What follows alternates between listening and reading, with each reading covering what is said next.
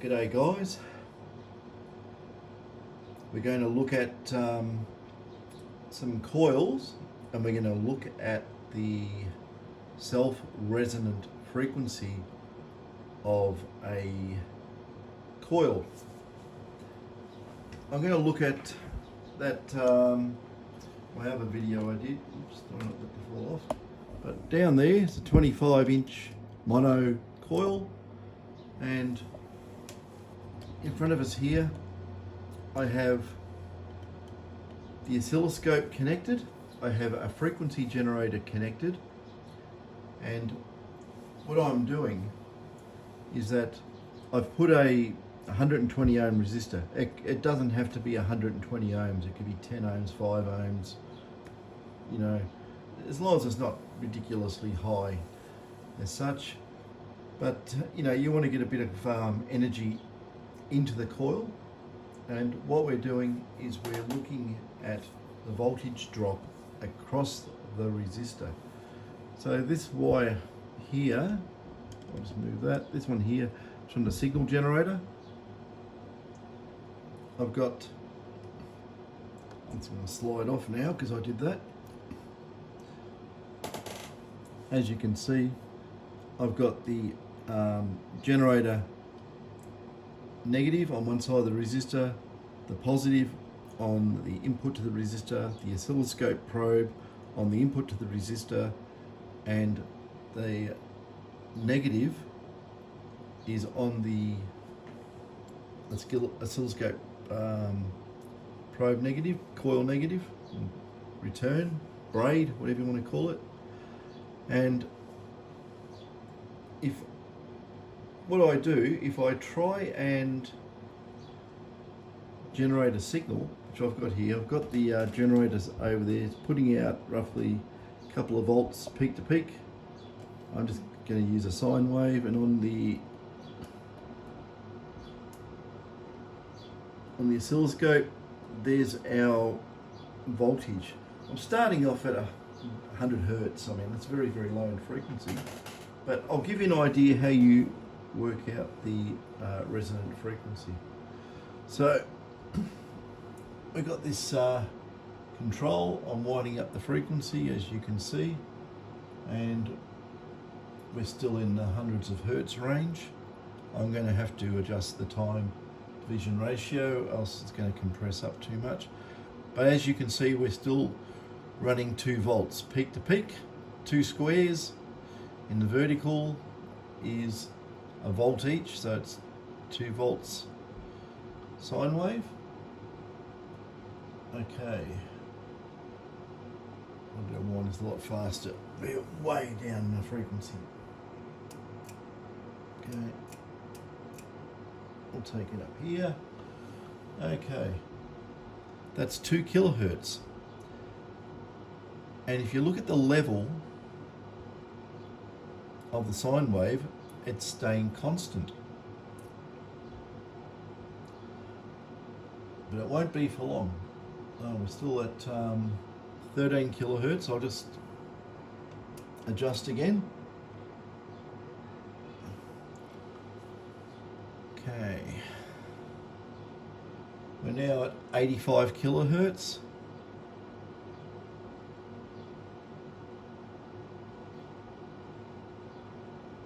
At 450 kilohertz.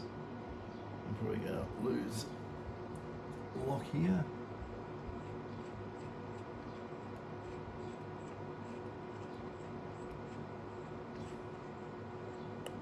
I should just change. Put on DC. It's a quick and easy way to stabilize it. We are at 450. It's half a megahertz now. We're over a megahertz. We're at 1,000, or should I say, yes, 1,320 kilohertz, 1.32 megahertz. And we keep going. Oh, look at that. Can you see it starting to rise? Oh, get up higher in frequency. And a big jump there. Falls down after that, but going up higher and higher in frequency, and if I adjust it right there, we're at 2.58 megahertz.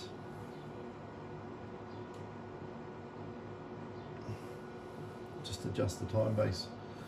So if we have a look over there, if you can see it, 2.58 megahertz, and we have a huge jump in voltage. That is the self-resonant frequency of the detector coil that is under test. So that is 2.58 megahertz. Now, with pulse induction detectors, you can have a look at the pulse width ratios, and you could say that the detector, like basically, if you look at the Minelab ones, and you just look at the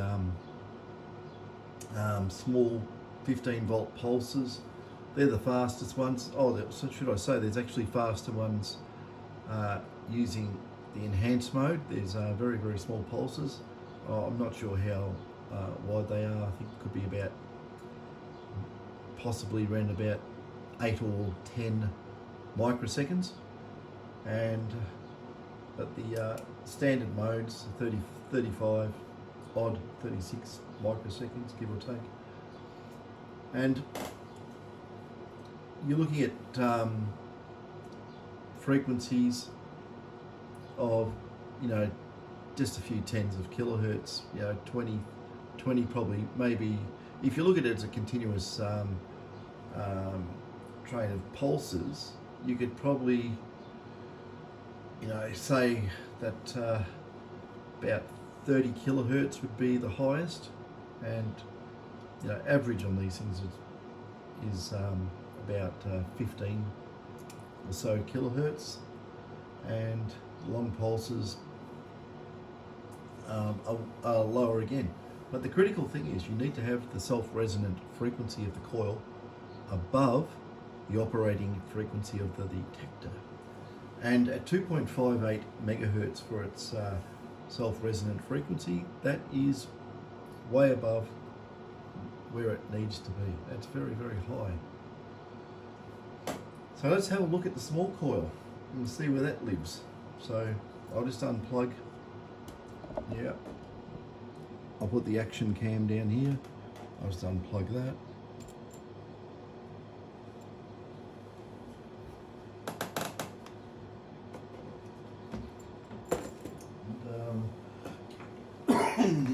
Come here.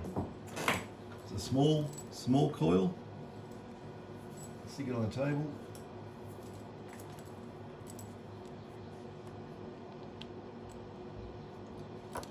Okay. Now you got to remember the inductance and resistance of all these coils are roughly the same as we did in the other video.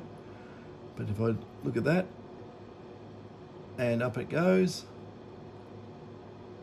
Basically the coil's happy, singing, well, I shouldn't really say singing, but it actually is happy to operate at 2.98 megahertz. So we've got a big peak there. We look over there, it's 2.98, so it is a little bit higher, which will actually probably give it a higher Q factor. So 2.98 megahertz, back and forth a little bit.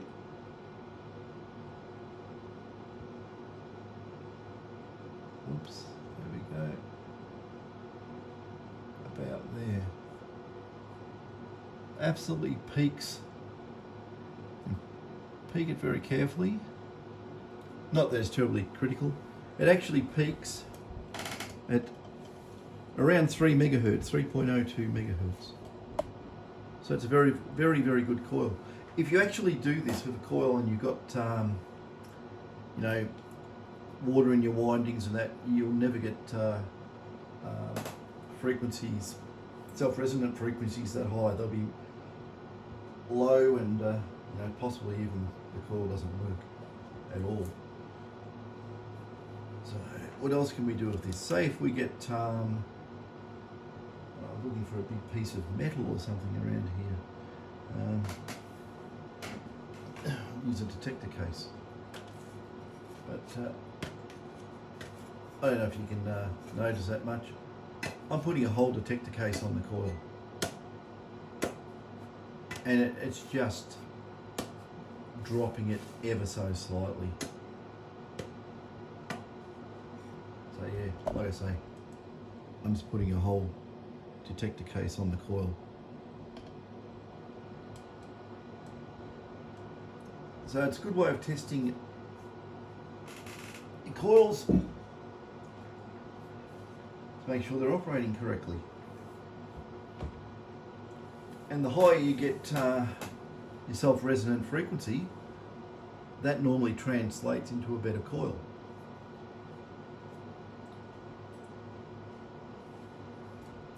So that's probably as much as I can say about coils. Just touching the resistor here, just loading it with my hands.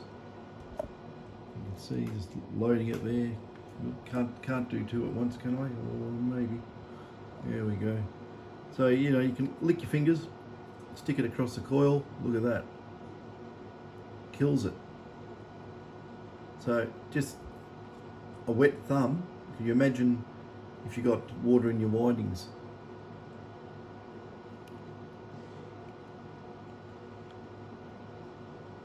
Yeah. We call this a rule of thumb method. So it's very simple to do. Just get a resistor, stick it across in series with the coil, put a generator to the resistor, and connect the basically input it.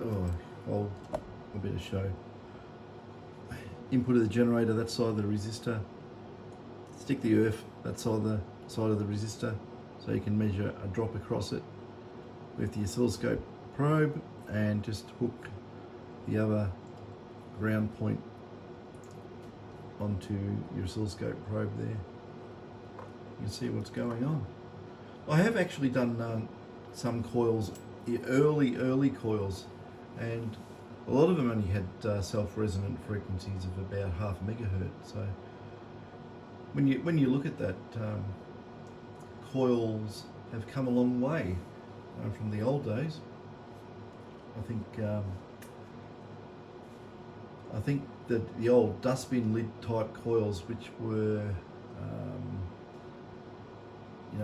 not using a proper dielectric on the wire, just using stranded wire. I think they had a PVC insulation. Don't use PVC as insulation on a wire. You got to start looking into the dielectrics of the insulation on wire. The best dielectric is Teflon. Don't use Teflon. This is an interesting one. People don't realise this, but if you get Teflon and you rub it together, it generates a voltage, and it's a piezoelectric effect. So if you've got a coil and it's all wound with Teflon wire, right, and those wires, or the bundle rubs, moves or anything, it can actually generate voltages. You'll hear it as a whoop, whoop, whoop in your detector.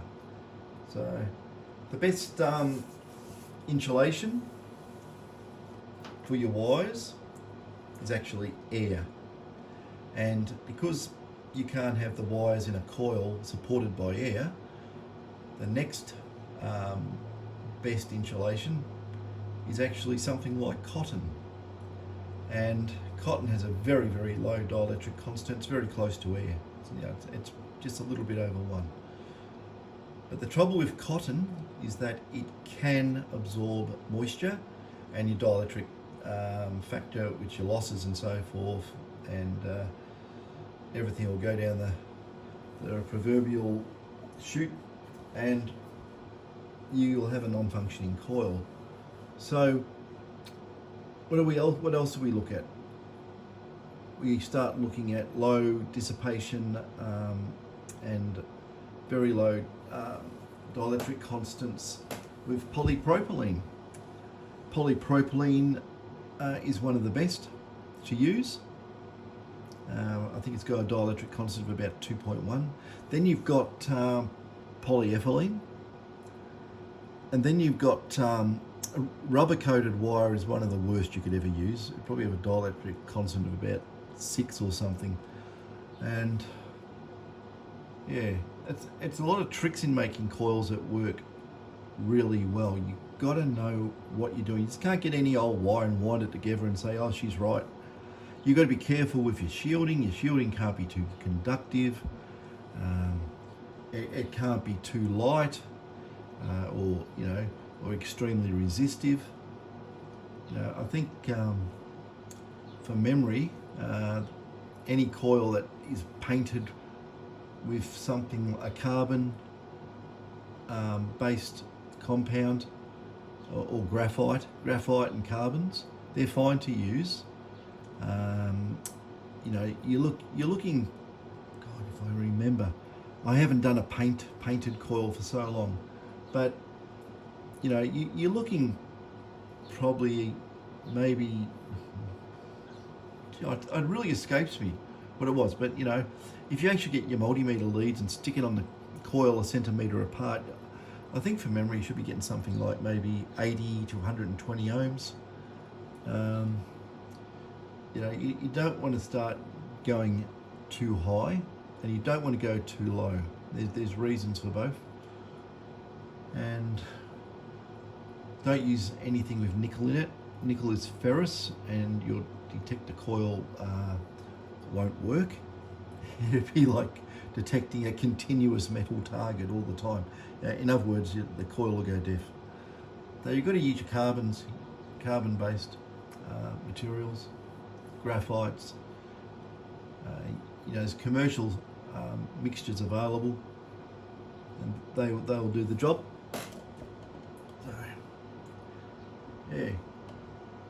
Actually, as a matter of interest, I'll put this generator on square waves and just see how horrible it is. That's triangular waves, and where are we? Too far. No, that is square waves. There you go. How's that? Not very square, is it? But basically, if you want to say, we'll go in frequency till we can get our square waves back. Oh, look at that. Isn't that messy? It's all over the shop, isn't it? Yeah. What's that? I think I run out of... Oh, there we go. There, look at square waves. That's ringing on the coil. It's another thing you should actually probably look at too. If you actually look at that ringing on the coil, that is that the coil's not damped at all. If you start putting a small value resistor across that, you'll probably get rid of the ringing. It's basically the capacitance of the coil causing that. But the thing is, if you start putting resistors across your coil to get rid of it, you know what happens?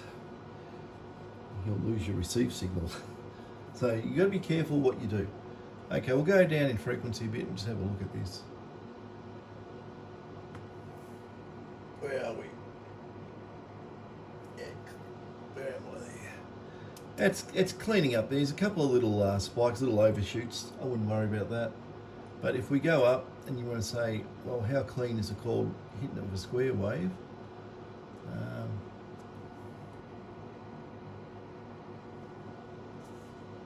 Okay, a little bit of noise there. I wouldn't worry about it, not as a transmit signal anyway. You could probably slow it down by putting a couple of turns through a ferrite core. But yeah, that's up at 25 kilohertz.